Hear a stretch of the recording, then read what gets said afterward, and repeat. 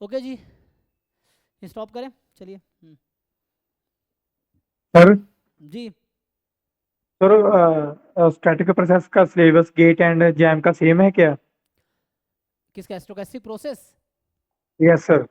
हाँ, अभी मैं कल कंबाइन करने वाला हूँ बैच। अभी आप लोग 2-3 बच्चे पूछ रहे थे 4 घंटे क्लास करना पड़ेगा, 4 घंटे नहीं करना पड़ेगा। अभी तक मेरा प्लान ये था कि एकलव्या 1-2 और अर्जुना में ये स्टार्ट करना था कल 9 से 11। लेकिन मैं देखा ये सिलेबस पूरा के पूरा गेट में है। इसमें क्या क्या है देख लो एक बार। ये जैम का खोल रखा है मैंने, ठीक है। ये जैम 2026 का है, जैम 2026 का सिलेबस है ये। तो इसमें अगर आप देखोगे तो इसमें है discrete time Markov chain, transition probability matrix, higher order transition probabilities, Markov chain as a graph, Chapman Kolmogorov equation, classification of states chain, states and chains मतलब Markov chains, stability of Markov chain मतलब stationary and limiting distribution, Poisson process, properties, interarrival and waiting times, ठीक है। तो mainly Markov chain and Poisson process है, more less बोले तो दो topic इसमें है स्टोकेस्टिक के। यहाँ पे मार्कोव चेन पढ़ना है और पॉइजन प्रोसेस पढ़ना है। अब गेट में आओगे तो जो गेट का सिलेबस है उसमें बस ब्राउनियन मोशन का ही फर्क है। हाँ, उसमें ब्राउनियन मोशन और बर्थ डेथ प्रोसेस एक्स्ट्रा है, दो टॉपिक और है उसमें। ये देखो, Markov chain with finite and countable state space, classification of states, limiting behaviour of n step transition problematics, stationary distribution. तो यही है पूरा जैम का पोर्शन है। तो मार्कोव चेन जैम और गेट में कॉमन है। फिर यहाँ पॉइजन प्रोसेस, ये भी आपके जैम में है। अब ये birth death process, pure birth process, pure birth process Poisson process ही है एक्चुअली।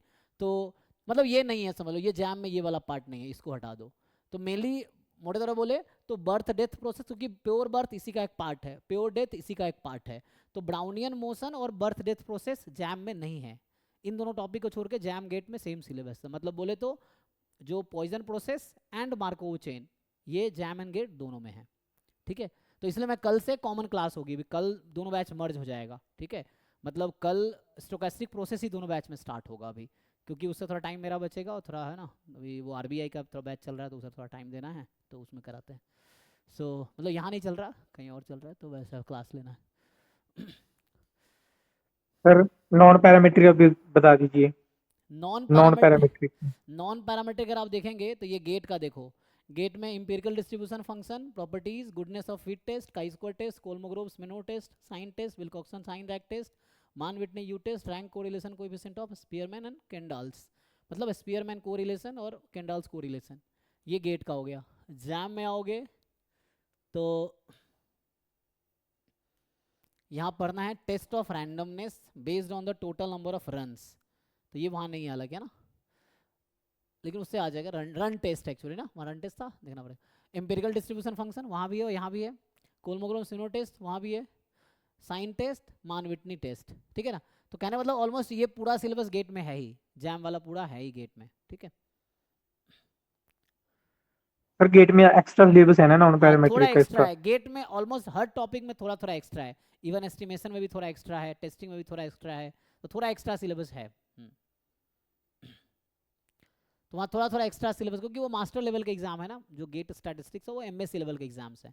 तो कुछ टॉपिक एक्स्ट्रा है, जैम का फुल सिलेबस वहाँ है ही, बस कुछ एक्स्ट्रा है ना। ये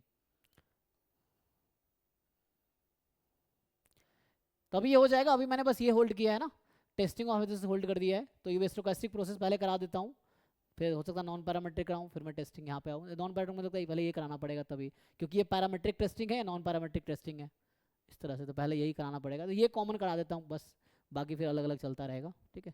स्पेशली जो कॉमन पार्ट है वही कॉमन करा दूंगा, ठीक है ना, यहाँ तक। तो ये तो जैम वाला ही है, तो ये पूरा पार्ट दोनों में करा के फिर ये बैच अलग अलग हो जाएगा। अभी पता लगेगा, एक ही वीडियो बनेगा, सारे बैच में अपलोड हो जाएगा अपने उसी ऑर्डर में जिस ऑर्डर में आपका बैच चल रहा है, वैसा है। ठीक है, तो कल से स्टोकेस्टिक प्रोसेस स्टार्ट करेंगे दोनों बैच में। ठीक है सर। Ji thank you.